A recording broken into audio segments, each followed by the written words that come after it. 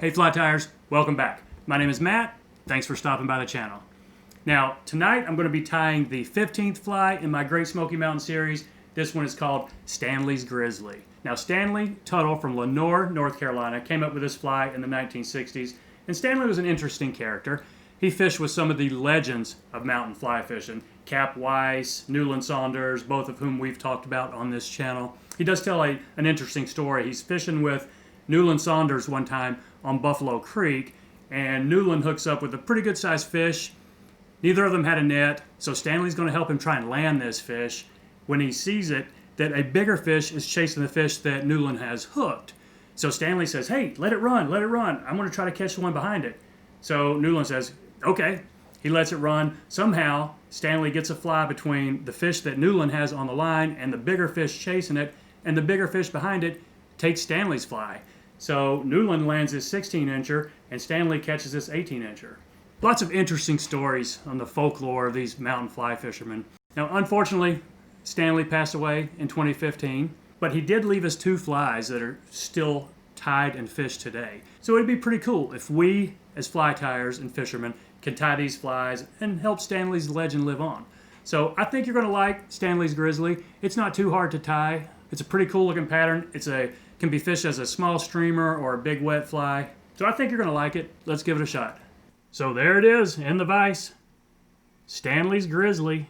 Stanley Tuttle from Lenoir came up with this pattern. Now I'm tying this. This is a size 10. It's a streamer hook, 3X long. But what's the difference between a small 3X long streamer hook or a big 3X long nymph hook? Nothing that I can tell. So I'm going to put some weight down, pretty much the length of the whole body.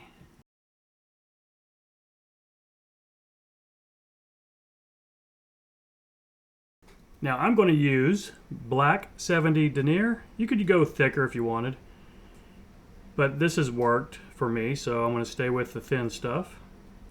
Put a dam in the back, take some wraps over the weight, put another dam up front, and then get it good and secure.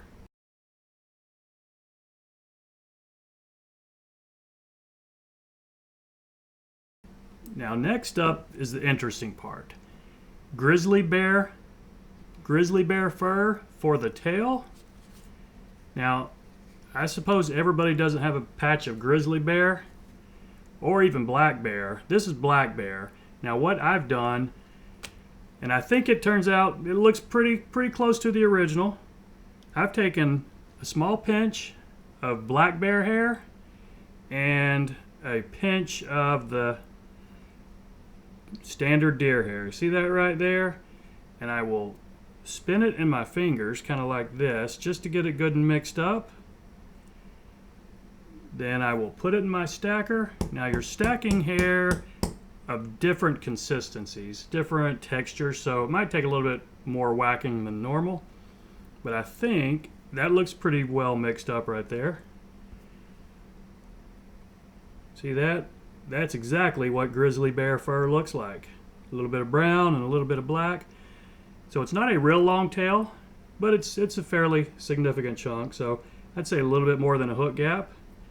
I'm going to catch this in right here with a couple of turns, not tight yet, and then, yep, I like that position.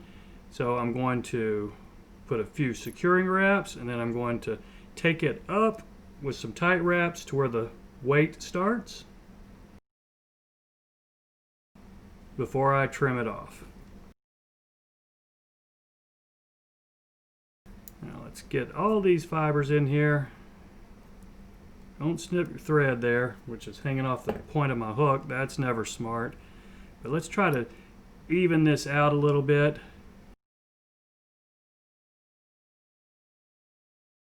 But the next component is small copper wire. Small or extra small, or whatever size you've got. It's not to make a ribbing or to add any flash really or any weight. It's mostly to make it a stronger fly to hold this dubbing we're about to put in. So get your wire rib caught in. You don't have to take it all the way back. I'll show you in a minute. I'm going to put a dubbing wrap behind that as well. So put a little wax on your thread, not that much, but spread it out. Now the dubbing on this is just tan fur.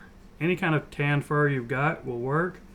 And we're dubbing quite a bit. I'm using rabbit. Rabbit's my go-to for this kind of thing. So it might take 2 or 3 applications to get this dubbed all the way up to the top. And I will put one wrap back behind that wire. Just makes it a little neater when you start wrapping the wire. Pretty thin, just enough to cover all your material that you've got on the hook so far.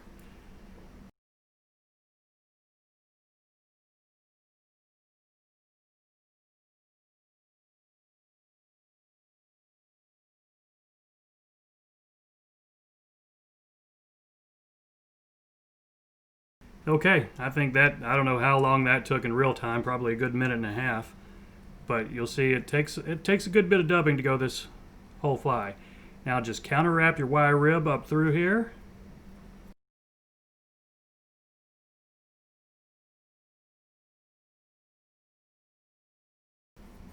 Secure it off up front. I like to pull my thread down tight, get a little tension on it right there before I spin this wire off.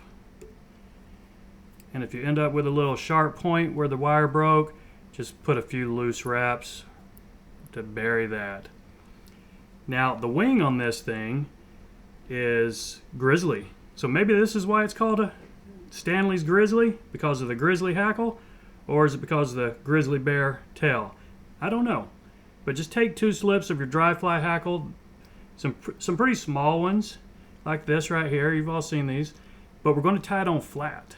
But get your length right first. So at least to the end of the tail right there, I'm going to swap fingers and then just pull some of this out right here to give me a good tie-in point. And we're not going to tie it upright. The only pictures I've seen of this fly have this wing tied flat, almost like a sheep fly. Maybe it's a relative of it. So just hold that down with your material hand, put a couple of loose wraps, maybe 3, and then check your position. It'll turn upright on you if you're not careful. So I like that right there. I'm going to hold that down and then put a tight wrap and then maybe a couple of loose wraps back here just to try to keep it laying flatter. We don't want it necessarily splaying up at a 45-degree angle. Closer along the body looks a little bit better. So I think that's going to work for us right there. We've got these feathers secured in pretty well. Now we do have a hackle on this guy. So just some black, small black hackle. You could use dry fly hackle if you've got some small enough, or wet. It really it's weighted, it's going to get deep. So even dry fly hackle is not going to have much of an impact on this. Remember, this can be fished as a wet or a streamer. So I will take that, create a little notch to tie in right here.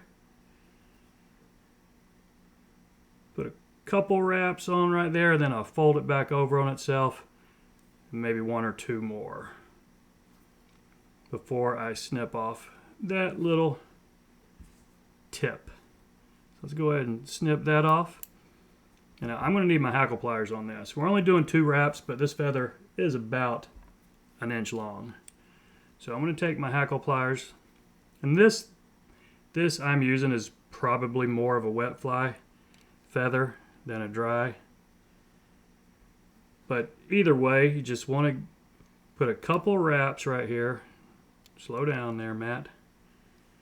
And then we'll tie it in angled back. So I think that's 2 wraps. I wasn't really counting, but it's a pretty sparse hackle. So I'm going to put those 2 wraps right there, release my hackle pliers, and just pull this back, sweep them back right here.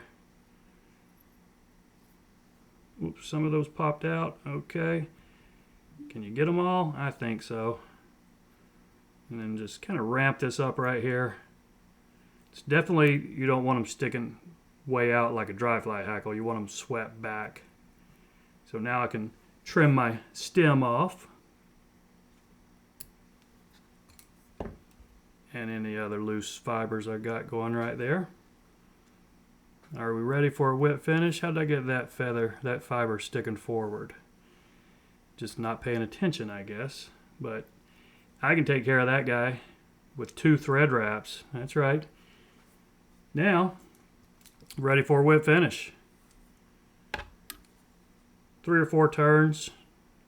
I could actually build this head up probably a little bit bigger. It is a streamer. But I think we're going to be fine just like it is. Now's the time if you got any cleanup. I think I'm happy enough with it right there. So I'm going to take out my latest tool, which is this Wapsi cement or UV resin dispenser. I'm going to put a tiny little drop right there. Spin it around and put my torch on it. And the Stanley Grizzly is done. Stanley Tuttle from Lenoir came up with this pattern.